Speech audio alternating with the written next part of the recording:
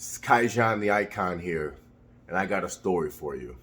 Let me take you all the way back to 1998, 1999. 1998, 1999, I was living with my family in a homeless shelter. In this homeless shelter, needless to say, we didn't have much, right? Obviously, if that's the point in life we're at. During this time, I remember starting to figure out where I was at in the world. You know, we're moving every 3, 4, 5 months. You know what I mean? Mom's always at work trying to make ends meet. You know, I'm starting to realize I'm black. I'm starting to realize I'm a man. You know, I'm developing, right? And then I'm starting to feel lost, completely lost. I'm starting to feel like there's no hope for me. I'm starting to feel like, damn, like, what am I doing, right? You know, didn't have my dad around, didn't have anybody around that could really guide me. You know what I mean?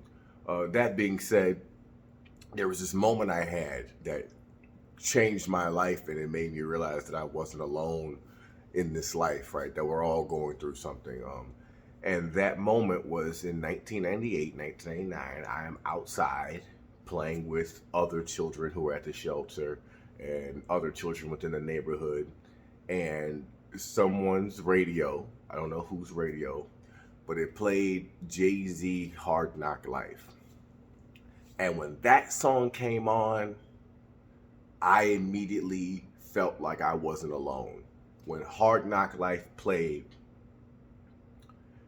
it was as if my experience, I knew that it was shared by other men, other black men.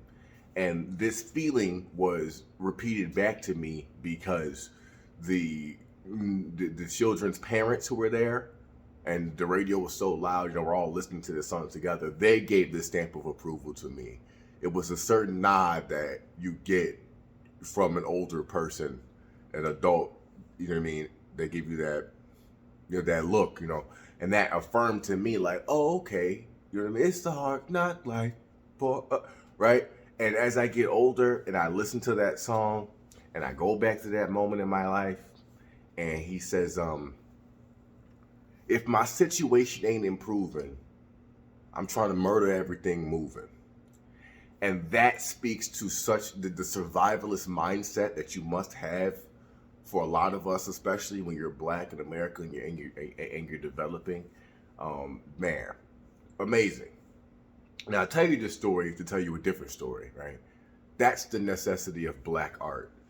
That's the power of art. It's life transforming because in that moment, at 8, 9 years old, I no longer felt alone merely because I heard a song. You see, without Hard Knock Life, at that point in my life, I don't know who I would be because that spoke to my universal experience and that made me look at the world differently and I understood it. And my last point about the Hard Knock Life, right? Because, you know, that's a sample, right? So somebody might say, well, Clark, it's not Jay-Z's song. It's actually the song from, you know, the movie The Orphan Annie. It gets deep. It gets real deep, okay?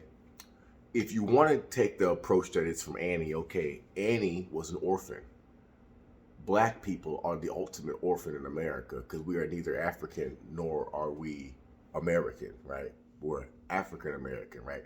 No one has sole ownership over our lineage on American soil, right?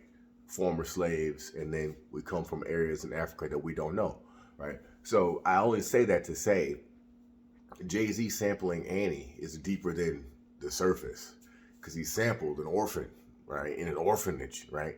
And black people, the way that we have been subjugated to harsher policing, subjugated to unfair hiring practices, is because we are the orphan of America. So there is a universal understanding of it's a hard knock life. And I lived in a homeless shelter. I know my mom worked full time and did not get the necessary services for her to be able to take care of her children.